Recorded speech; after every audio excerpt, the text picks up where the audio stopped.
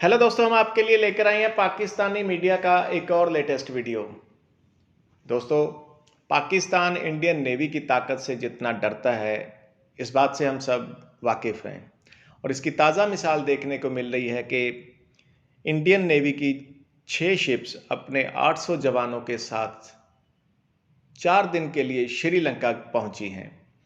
इस खबर ने पाकिस्तान में कोहराम मचा दिया है और पाकिस्तानी मीडिया का ये मानना है कि सार्क में शामिल सभी देशों के ऊपर से चाइनीज़ इन्फ्लुएंस को कम करने के लिए, चाइना के प्रभाव को कम करने के लिए भारत द्वारा इस तरह के कदम उठाए जा रहे हैं। दोस्तों, चाइना को कंटेन करने के लिए जब भी भारत द्वारा कोई कदम उठाया जाता है तो पाकिस्तान को इससे बहुत तकलीफ होती है, क्योंकि चाइना के अलावा दुनिया का कोई भी मुल्क आज पाकिस्तान के साथ खड़ा दिखाई नहीं देता।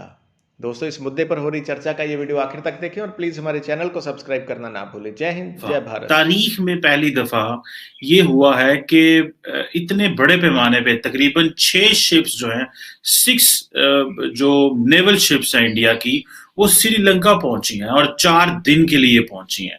ये जो इंडिया की जो सदर्न नेवल कमांड है, उसके ये शिप्स हैं और ये अपने यंग ऑफिसर्स को लेके और कैडेट्स को लेके और सेलर्स को लेके, जो तकरीबन को 700-800 बंदा लेके, जाहिर बात है शिप्स पे बड़े लोग आते हैं, तो ये श्रीलंका पहुंचे हैं। और अगर देखा जाए तो ये कहा यह जा रहा है कि ये इंडिया और श्रीलंका के जो डिफेंस कोऑपरेशन है उसको प्रमोट करने के लिए। लेकिन बायलैटरल डिफेंस कोऑपरेशन तो इंडिया का है, लेकिन वो कह रहे हैं कि हम इंट्राऑपरेबिलिटी जो है उसके ऊपर काम करेंगे। और ये जो है इट मीन्स के जो डिफेंस फोर्सेस है, वो भले एयरफोर्स हो, नेवी हो, आर्मी हो, और ये इनके दरमियान जो एक कनेक्शन है उसकी बात की जा रही है। आज जो बात करने का कंसर्न है वो थोड़ा डिफरेंट ये है कि इंडिया अपनी जो इंडो पैसिफिक एम्बिशंस हैं उनको मटीरियलाइज करने की कोशिश कर रहा है। That is a point two ponder. और पाकिस्तान क्या कर सकता है इसमें, ये तो एक जारी बात है, बात की बात है। लेकिन 6 नेवल शिप्स का श्रीलंका पहुंचना, उसमें यंग जो लोग हैं उनको लेके जाना, और कह रहे हैं जी कि हम तो पहली दफा इतने बड़े पैमाने पे ये शिप्स लेके जा रहे हैं, लेकिन वो इंडिया जो है वो श्रीलंका को विन करना चाह रहा है डिफेंस में, एजुकेशन में, क्योंकि इनके जो रिलेशनशिप है वो सिर्फ इस चीजों में नहीं है कि वो क्या से बोलते हैं कि डिफेंस में नहीं है, वो एजुकेशन में, हेल्थ केयर में, टूरिज्म में इनके अच्छे कोऑपरेशन है। और इस वक्त चाइना क्योंकि बड़ी इन्वेस्टमेंट कर रहा है, चाइना को ये एडवांटेज है कि चाइना ने जब कोई पैसा देना होता है, पर्टिकुलरली श्रीलंकन को देना होता है, तो वो इमीडिएटली दे सकते हैं। अगर इंडिया को इन्वेस्टमेंट करता है जो सरकार की तरफ से आती है, तो इट टेक्स टाइम, बिकॉज वहां पे जाहिर बात है पैसे देने में एक इन्वायरमेंट क्रिएट करना होता है। अब जाहिर बात है कि जो तकरीबन जो चाइना है वो भी $13 अरब की जो है वो कोई इन्वेस्टमेंट्स कर रहा है श्रीलंका में। इंडिया उस पैमाने पे बड़ी इन्वेस्टमेंट तो नहीं कर सकता, लेकिन इंडिया चाइना और पाकिस्तान को काउंटर जरूर कर सकता है। पाकिस्तान के लिए चैलेंज ये है कि क्या पाकिस्तान के जो माजी के ताल्लुकात थे श्रीलंका के साथ, क्या उसको श्रीलंका याद रखेगा। मुझे नहीं लगता कि श्रीलंका जो है, जो पाकिस्तान ने सपोर्ट किया था श्रीलंका को उस वक्त, जब जो जिसे LTTE बोलते हैं, लिबरेशन टाइगर्स ऑफ तमिल इलम जो बोलते हैं, ये जब पाकिस्तान मदद कर रहा था श्रीलंकन गवर्नमेंट की, तो इंडिया इनको सपोर्ट कर रहा था।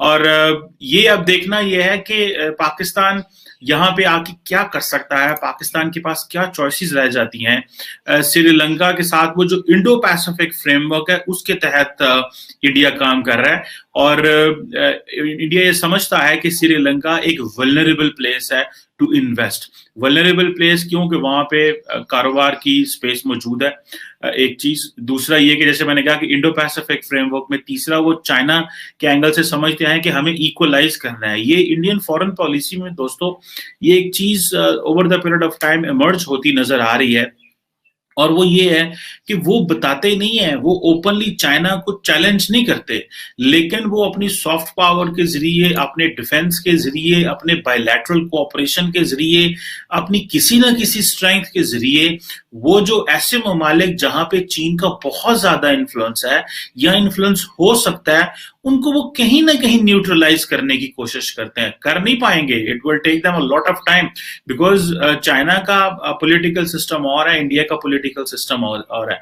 चाइनीज इकोनॉमी बहुत बड़ी है, वो ऑब्वियसली इंडिया उस हवाले से अफोर्ड नहीं कर सकता। लेकिन पॉइंट ये है कि इंडिया सोचता है कि हमें थोड़ा थोड़ा जो जो चाइना का इन्फ्लुएंस है उसको कम करने की कोशिश करनी चाहिए। और इस हवाले से इंडिया कितना कामयाब होता है ये एक बात की बात है, लेकिन सिर्फ श्रीलंका की बात नहीं है। आप सेंट्रल एशिया में भी चले जाएं तो वहां पे भी इंडिया ने अपने फुटप्रिंट्स इस तरह डाले हैं कि वो चाहते हैं कि चीजें बेहतर हों। अब असल में इंडियंस ये कहते हैं जी कि हम तो श्रीलंका में जो है वो ट्रेनिंग कोर्सेज कराना चाहते हैं, टेक्निकल कैपेसिटी बिल्ड करना चाहते हैं, स्टूडेंट्स को हेल्प आउट करना चाहते हैं, और इन चीजों में जो है वो एजुकेशन में इन्वेस्ट करना चाहते हैं, और जो आईटी के सेक्टर है उसमें श्रीलंका के आईटी सेक्टर में इन्वेस्ट करना चाहते हैं। तो ये ऑब्वियसली एक, और फिर जो इंग्लिश लैंग्वेज ट्रेनिंग स्किल्स हैं वो हम श्रीलंकन्स को देना चाहते हैं।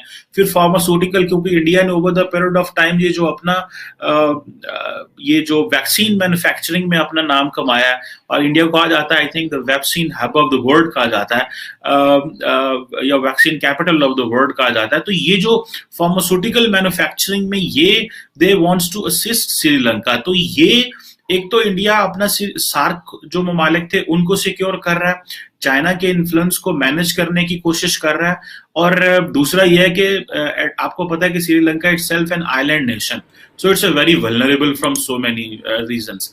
इंटरनली इसके चैलेंजेस हैं, फाइनेंशियल इश्यूज हैं, फिर ह्यूमन राइट्स की ग्लोबल प्रॉब्लम्स हैं।